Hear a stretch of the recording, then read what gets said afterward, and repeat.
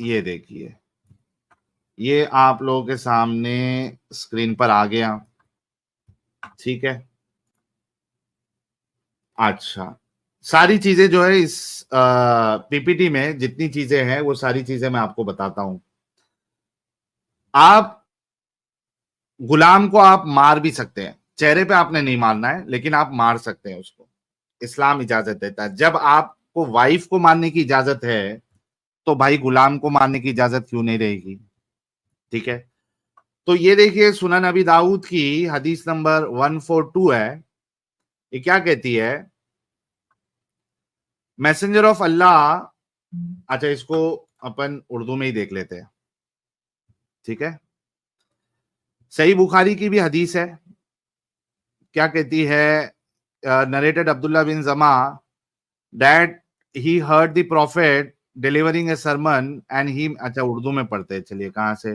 انہوں نے رسول اللہ سے سنا، نبی کریم نے اپنے ایک خطبے میں صالح علیہ السلام کی اونٹنیوں کا ذکر فرمایا اور اس شخص کا بھی ذکر فرمایا جس نے اس کو نیچے کاٹ ڈالی تھی. پھر آپ صلی اللہ علیہ وسلم نے ارشاد فرمایا اذا انبعث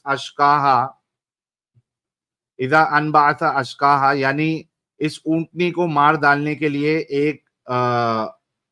ایک مفسد بدبخت یعنی قدار نامی کو اپنی قوم میں ابو زما کی طرح غالب اور طاقتور تھا اٹھا. نبی کریم صلی اللہ علیہ وسلم نے عورتوں کے حقوق کا بھی ذکر فرمایا کہ تم میں بعض اپنی بیوی کو غلام کی طرح کوڑے مارتے ہیں، حالانکہ اسی دن کے ختم ہونے پر وہ اس سے ہمبستری بھی کرتے ہیں.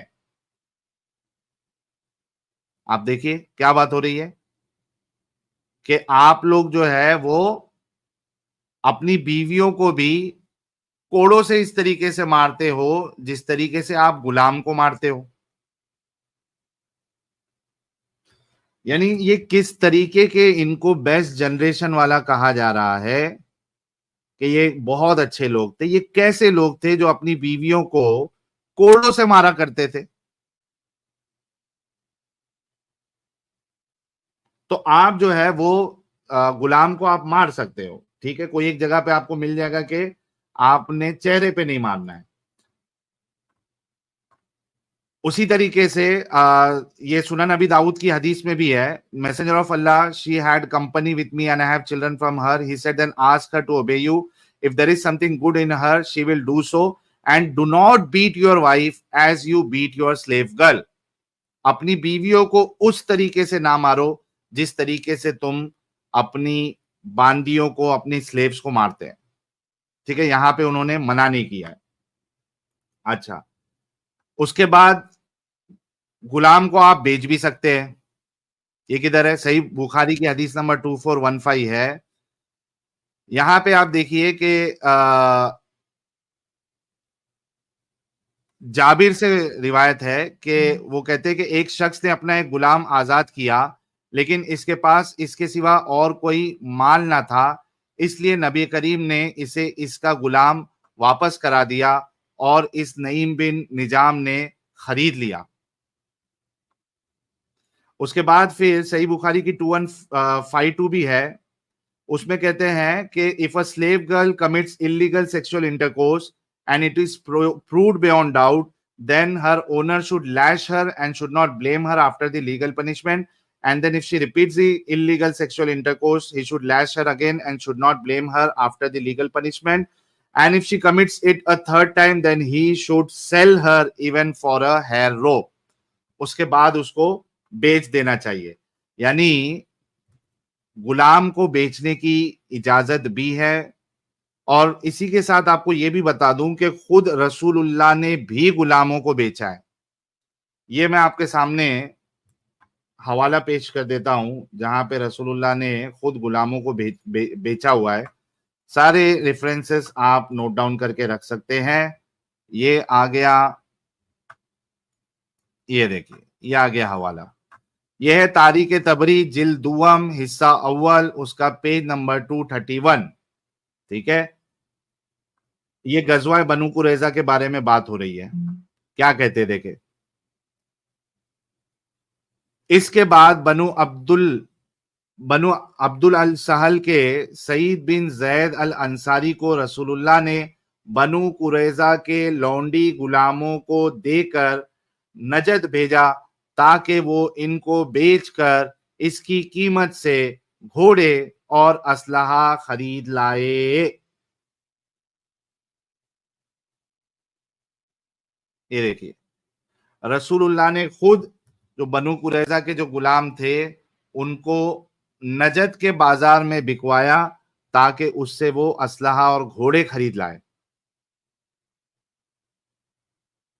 انسان کو غلام بنا کر اس کو بیچنا، آئی مین سیریسلی، اور پھر اس کو آپ کہہ رہے ہو کہ یہ بہترین رول ماڈل ہے.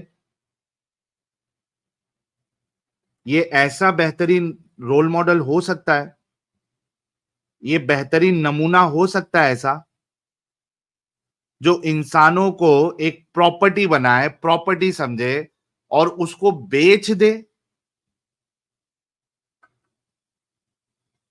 تو رسول اللہ نے خود بیچا ہوا ہے. اسلام میں آپ لونڈیوں کو، غلاموں کو بیچ سکتے ہو، وہ آپ کی پراپرٹی ہے. ٹھیک ہے، اب آگے آتے ہیں.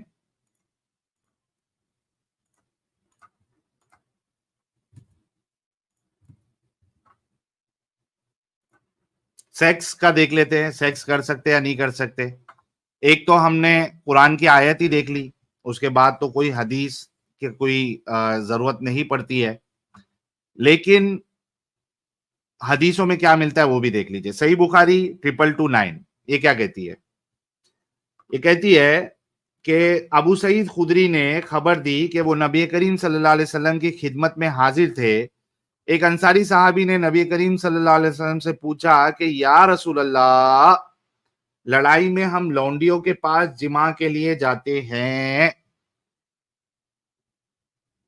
جب ہم لڑائی کرنے جاتے ہیں تو ہم وہاں پر جو لونڈیاں ہم نے پکڑی ہوئی تھی، لونڈیاں بنائی ہوئی تھی، ان کے ساتھ ہم جمع بھی کرتے ہیں، سیکس بھی کرتے ہیں.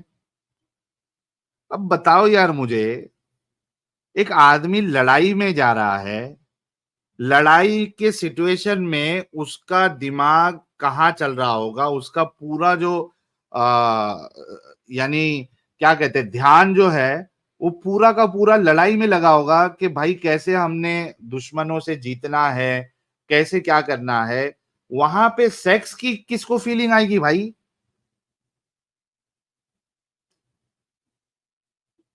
یہ ان کو سیکس، اس میں بھی لڑائی کرنے جانے میں بھی ان کو سیکس اندر اچھال مار رہا ہے.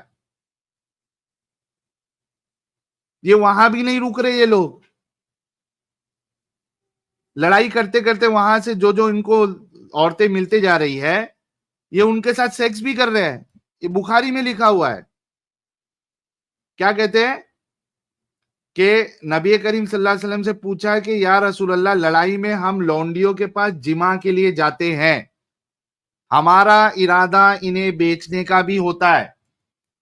پھر یہاں پہ بیچنے کی بات آ گئی کہ یہاں پہ آپ ان کو بیچ بھی سکتے ہیں، اور obvious سی بات ہے کہ یہ جو لڑائی سے انہوں نے سلیوز پکڑے ہوئے ہیں اور جو آپ کے اس میں آ گئی، آپ کے کھاتے میں جو سلیو آ گئی، تو وہ آپ کی پراپرٹی ہے، آپ اس کو بیچ بھی سکتے ہیں.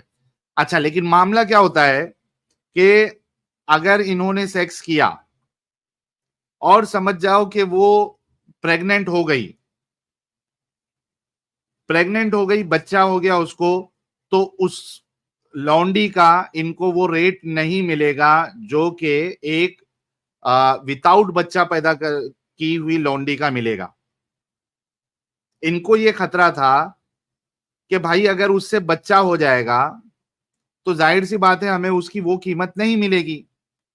تو یہ کیا کر رہے تھے یہ لوگ، بچہ پیدا کرنے سے بچنے کے لیے یہ مطلب یہ کیا کر رہے تھے، جب یہ ہم بستری کرتے تھے، ڈنگی ڈنگی کرتے تھے، سیکس کرتے تھے لونڈیوں کے ساتھ، تو وہ اچھلتا ہوا پانی جو ہے وہ اندر نہیں پھینکتے تھے، یہ اچھلتا ہوا پانی میں نہیں کہتا ہوں، اچھلتا ہوا پانی قرآن کہتا ہے کہ اللہ نے انسانوں کو اچھلتے ہوئے پانی سے بنایا ہے. تو یہ صحابہ کیا کر رہے تھے؟ کونڈم جو تھا وہ اس زمانے میں تھا نہیں، تو ان کے پاس ایک ہی آپشن تھا، اچھلتا ہوا پانی جو ہے وہ اندر نہیں پھینکنا ہے بلکہ باہر پھینکنا ہے. تو یہ ازل کرتے تھے، کوئٹس انٹرپٹس کہتے ہیں اس کو، کہ آپ جب فارغ ہونے والے ہوتے ہو تو سامان مبارک آپ نے باہر نکال دینا ہے تاکہ اچھلتا ہوا پانی جو ہے وہ باہر گرے، نہ کہ اندر چلے جائے، تاکہ پریگنینسی رک جائے، کیونکہ بیچنے کا ارادہ ہوتا تھا ان کا. تو یہ کام کر رہے تھے، ازل کر رہے تھے یہ لوگ، کوئٹس انٹرپٹس کر رہے تھے.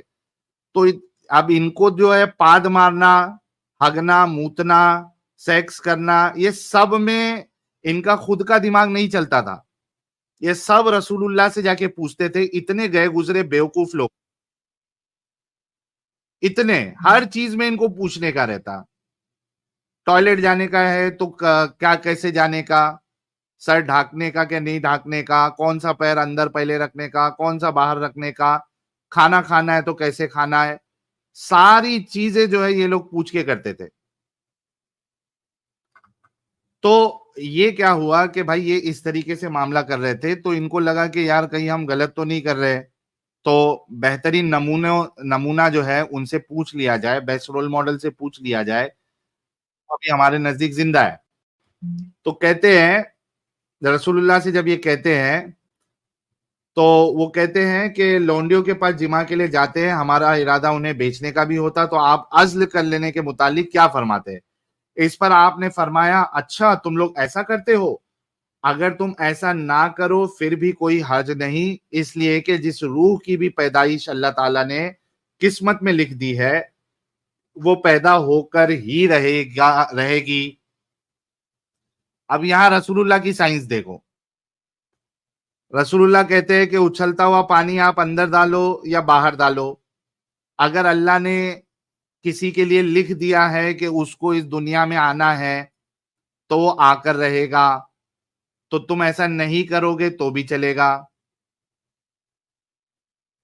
یہ ہمارے رسول اللہ کی سائنس.